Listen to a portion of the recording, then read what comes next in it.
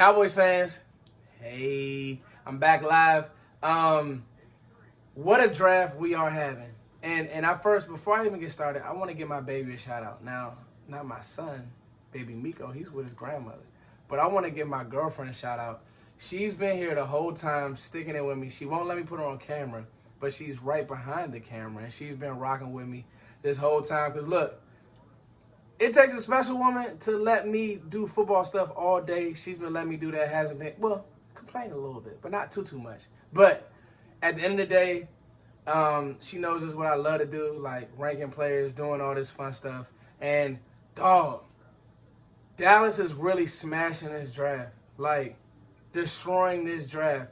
Us trading the fifth from next year to go up and get BIADASZ is crazy to me. Like, I wanted us to get a center, but I didn't want us to reach. But I wanted us to get somebody with the upside of a Tyler BIADASZ, and that's what we did. So, first, let me get to the Reggie Robinson tape. 4 picks last year, to the Reggie. Let me get to the Reggie Robinson pick. 4 picks last year. I love when Dallas does this. I love when Dallas doubles down on a position. Diggs, Robinson, you're taking a flyer on a guy who has the length. He's deaf in one ear. Deaf in one ear. But he has the potential to be something special. You see the ball hawking potential. You see the PBs. Gonna have to get better with his footwork. Gonna have to get better with staying square. And honestly, you just don't know if he can compete with big-time competition. But you like the pick. You like it. We don't know what's gonna happen with Jordan Lewis. We don't know what's gonna happen with Cheeto. If Cheeto's so up and down.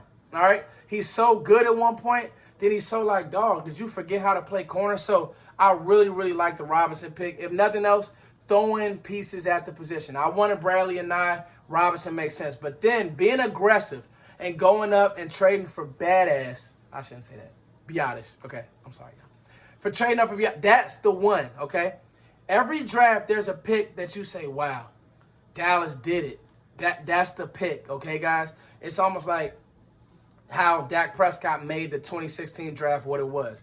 You know, I love being able to get Trayvon Diggs. I love CeeDee Lamb. That's going to be our home runs. But this is that one. This is that pitch hit. This is that change-up hit that you say, dang, dog.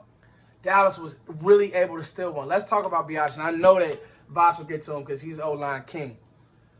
The pull ability. If he's consistent, he can be a starter.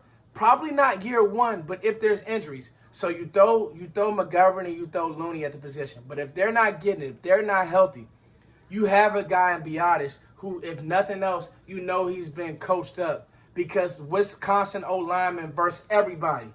Wisconsin versus O-lineman versus everybody. Maybe Iowa. You can throw Iowa in there for a second. But Wisconsin O-lineman, they play football, yo. Like they just know what they know. They have a great program. They coach those guys up. And so to me, being able to trade up and get BIADASZ, that's what now you pick free. If a 9 falls to you, cool. There's a couple other players who I kind of have my eye on. You're not picking again till 179. But the fact that you were able to make a play on this guy, you hit need and BPA in a sense. Because those fifths, that fifth that you gave up, am I mad? I'm not mad at it, guys. Because this team isn't a 5th round pick away, a gem away. No, you get a CeeDee Lamb. I told you guys, and I'm going to go into detail. I got a really cool video for you guys coming up about CeeDee Lamb. And obviously I'll do my whole draft grades. But I wanted to hit these 2 picks because what are we away? We're pieces on the back end away, right? You get a Diggs to kind of step in at some point for Byron Jones. But your pieces on the back end. But with the Lamb pick, you know what you want to be. You want to be an explosive offense. So I'll give you a case in point. If something happens to our starting center, you have a guy who won't be in no man's land. That's what you look at as a steal in a draft. That's how it becomes a steal, because when there's injuries, and yes, there are going to be injuries at goofy positions, it happens all the time. You have a guy like Tyler BIADASZ, okay? Cool. He can step right in because why? He's been coached up. He grew up on a farm, okay? So he's a football guy. This pick right here was an A+ pick. I don't care what anybody says. I don't care what Mel Kiper, Ty McShay, I hope you get better. That COVID-19 is no joke. I hope everything is okay. It hasn't been the same seeing him and Mel not argue I don't care what that pick right there was the one. Okay, a year away, he's a starter.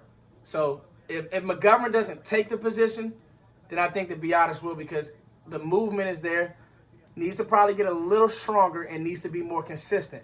But when he's good, go watch the Iowa tape. When he's good, he's Travis Frederick. Now, I'm not going to go. I can't disrespect the great Frederick. Nah, I'm not going to do that. But he's a good player. Cowboys fans, we're killing this draft. All right, CeeDee Lamb, Trayvon Diggs, Neville Gallimore. The Neville Gallimore pick is an A for me as well. Especially staying up all night and really watching him play, like within a game, his get off. But what you're doing is you're creating so much competition. I love it, because now we're gonna know who's the best, who wants it, who wants to get on the field. Nobody's giving anything. Cowboys fans, 2 more picks. Hey.